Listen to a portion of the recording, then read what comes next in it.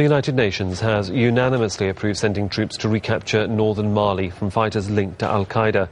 But the UN also wants progress on political reconciliation and reunification before the African-led force goes in.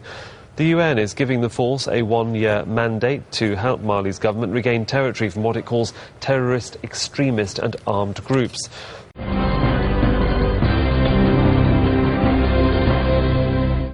The Council voted unanimously to support the action. An international force led by the African Union will carry out the mission.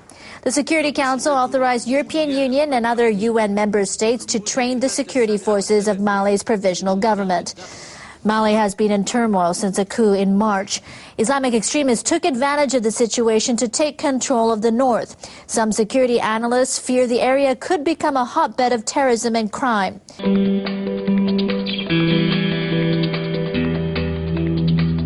The French-drafted resolution was backed by all 15 members of the Council and authorises the deployment to begin September next year for an initial period of 12 months.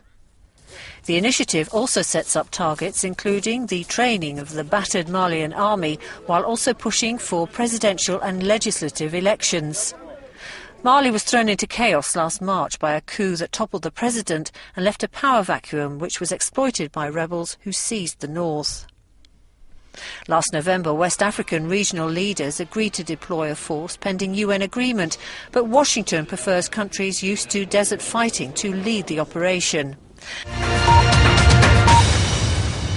The decision came after months of lobbying by Mali's neighbours. We were here to assist in the vote for the third Security Council resolution concerning the situation in Mali. This resolution is, in one sense, the result of several months of work, and it also proves that Mali has reason to have confidence in the international community. But it won't be easy, and it won't be fast. First, Mali's army will have to be rebuilt. It collapsed when the rebels overran the north in the wake of a military coup. The resolution tasks European Union states with doing the training.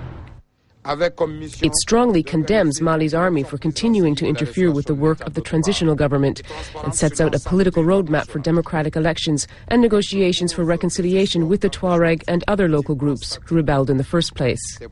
Only when these benchmarks are met will the African-led force be sent north, at the earliest September or October.